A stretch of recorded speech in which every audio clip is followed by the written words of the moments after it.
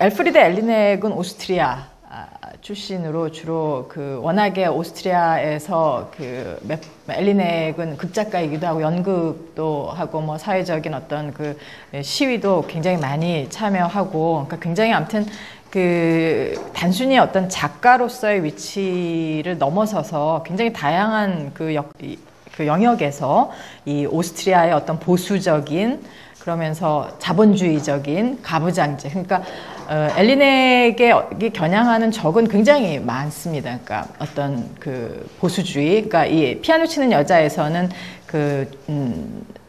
에리카의 상대 역으로 나오는 클레머가 그걸 다 보여주는데, 보수주의적인 남성적인 자본주의적 가치관에 대해서 비판적인 그런 점에서 엘리넥은 막시스트이고요. 그러니까 브레이트식의 어떤 극작법을 굉장히 적극적으로 수용을 하면서 동시에 여성의 문제를 계속 건드리는 작가인데, 저는 이 피아노 치는 여자와 그다음에 이게 83년에 나왔고 그다음에 89년에 나온 한국말로 번역된 욕망, 이 두 권을 읽었는데요.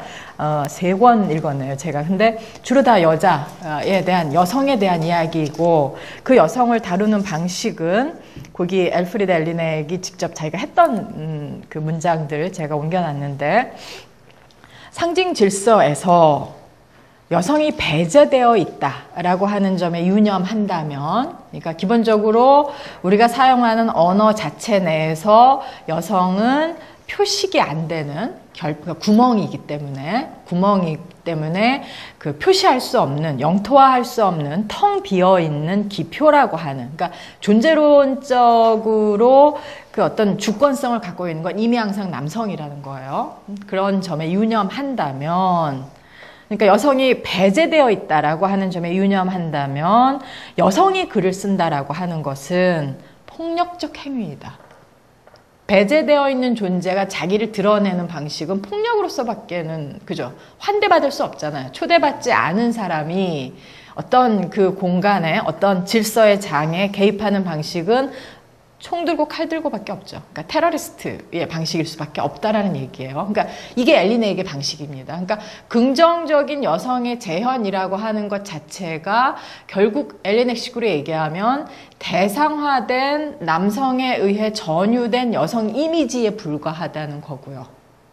그런 점에서 여성의 글쓰기, 여성이 쓴다죠. 그러니까 여성의 글쓰기라고 하는, 여성이 하나의 자기 목소리를 내려고 하는 글쓰기 방식은 어떤 화해, 그죠? 평화, 질서라고 하는 거를 교란하는, 폭력은 그죠? 위험에 빠뜨리는 거잖아요. 그런 글쓰기다라고 하는 여성주의와 더불어 브레이트를 자신의 어떤 글쓰기의 어떤 전략으로 많이 사용을 하는데요.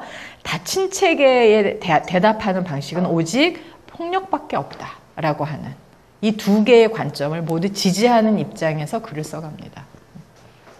그런 점에서 긍정적으로 나는 그릴 수 없다. 불가능하다.